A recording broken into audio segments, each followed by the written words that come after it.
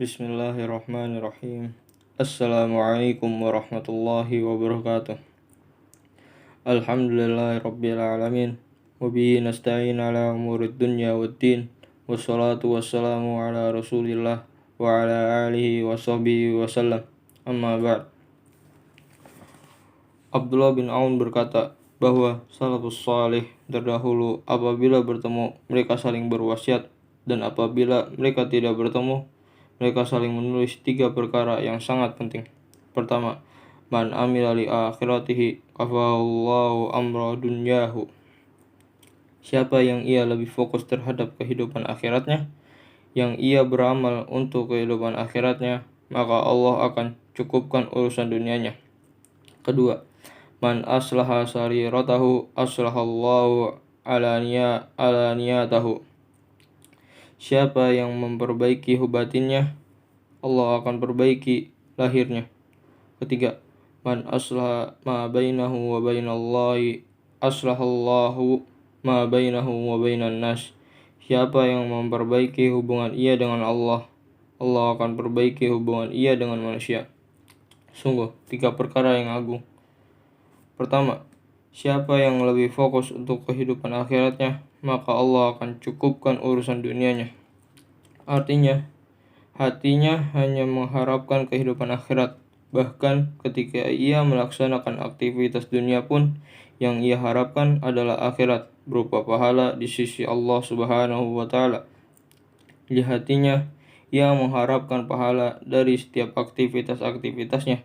Ia berusaha untuk mengejar akhiratnya karena ia tahu dunia hanyalah perkara yang hina dan fana, tidak akan kekal selamanya. Rasulullah SAW bersabda dalam hadis yang dikeluarkan oleh Imam Tirmizi, man kana hammahul akhirata jama'allahu syamlahu wa ja'ala ginahu fi qalbihi wa atathu dunya wa hiya ragimah. Siapa yang keinginan dia hanyalah kehidupan akhirat saja, Allah akan kokohkan urusannya, dan Allah akan jadikan kekayaan itu ada di hatinya, dan dunia akan mendatanginya dalam keadaan hina di matanya. Hadis riwayat Tirmizi. Subhanallah, orang yang menginginkan dan di hatinya keinginan yang terbesar adalah kehidupan akhirat, Allah berikan 3 perkara kepadanya. 1. Allah kokohkan urusan dia, artinya ia akan bisa istiqomah. Ia akan bisa tegar dalam menghadapi berbagai macam ujian dan cobaan dalam kehidupan dunia ini, sehingga kuat dalam menghadapi itu semuanya. 2. Allah jadikan hatinya kaya. Ia penuh qanaah. Ia merasa cukup dengan yang ada. Ia menjadi orang yang zuhud dalam kehidupan dunia. 3. Allah akan jadikan dunia mendatanginya dalam keadaan dunia itu hina di matanya. Demikianlah setiap orang yang menginginkan kehidupan akhirat, dunia bersamanya. Tapi orang yang menginginkan dunia, akhirat tidak bersamanya.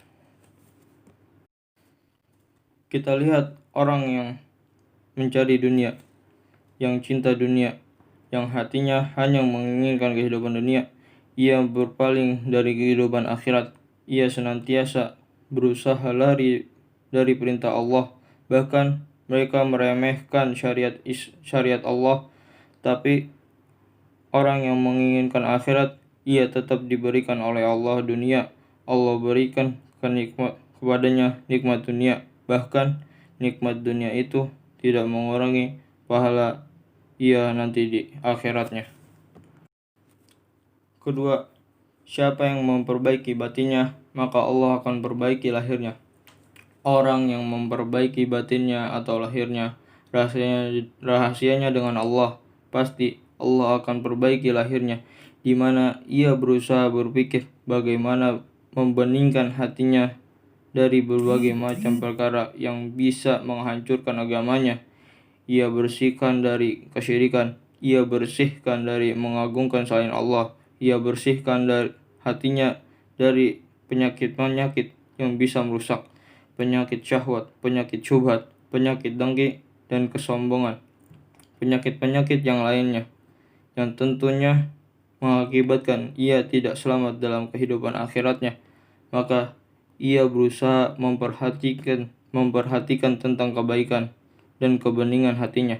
Karena itulah perkara yang akan bisa bermanfaat nanti pada hari kiamat. Allah Ta'ala berfirman, Yauma la yanfa'u malu wala banun illa man atallaha biqalbin salim.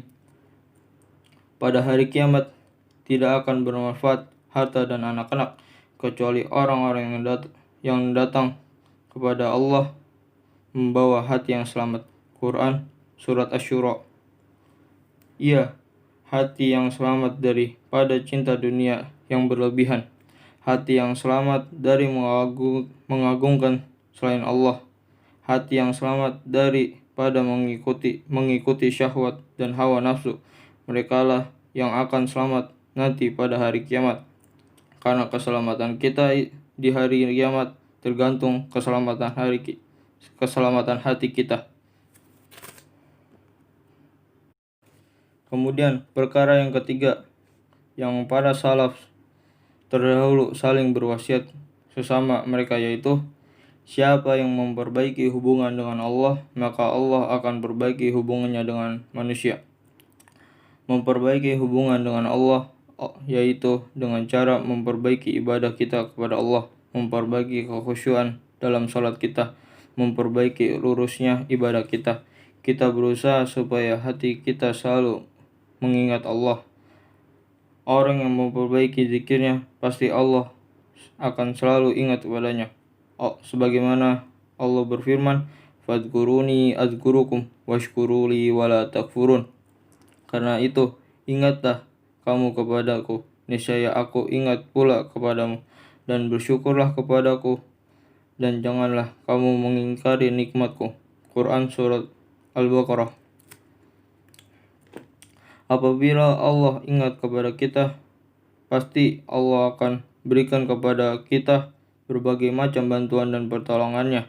Maka siapa yang memperbaiki hubungannya dengan Allah, Allah akan perbaiki hubungannya dengan manusia. Memperbaiki hubungan dengan Allah dengan menumbuhkan rasa cinta kita kepada Allah. Kita mencintai apa yang Allah cintai. Kita mencintai Allah melebihi segalanya. Menumbuhkan rasa takut kita kepada Allah. Allah sangat kita takuti, bahkan ketika kita sendiri kita takut untuk memaksiati Allah Subhanahu wa Ta'ala. Memperbaiki hubungan kita dengan Allah dengan cara kita bertawakal kepada Allah, menyerahkan seluruh urusan kita kepada Allah. Kita hanya berdoa kepadanya, kita hanya berharap kepada Allah. Kita tidak berharap kepada manusia. Kita perbaiki hubungan kita dengan Allah dengan cara kita banyak bertaubat dan istighfar kepadanya, memohon ampunan akan dosa-dosa kita, karena manusia pasti tidak lepas dari dosa. Ia perbaiki hubungannya dengan Allah. Maka siapa yang memperbaiki hubungan dia dengan Allah, Allah akan perbaiki hubungannya dengan manusia. Jadikan hati-hati manusia mencintainya, sebagaimana disebutkan dalam hadis, apabila Allah mencintai seorang hamba, Allah akan memanggil Jibril, dan Allah berfirman, Wahai Jibril, sesungguhnya aku mencintai si fulan, maka cintailah ia. Lalu Jibril pun mengumumkan di seluruh makhluk yang ada di langit sana, Wahai penduduk langit, sesungguhnya si fulan dicintai oleh Allah, maka cintailah ia. Lalu kemudian diterimalah penerimaan di muka bumi ini. Maka tidak perlu kita memikirkan cinta manusia kepada kita, karena manusia hatinya berbeda-beda. Hari ini dia bisa cinta kepada kita, entah esok dia akan benci kepada kita. Sedangkan apabila Allah cinta kepada kita, Allah mampu menjadikan hati manusia mencintai kita. Maka perbaikilah hubungan kita dengan Allah, perbaikilah hubungan kita dengan Yang Maha Kuasa dengan cara ibadah kepadanya, maka itulah kebaikan. Mungkin hada minni. Assalamualaikum warahmatullahi wabarakatuh.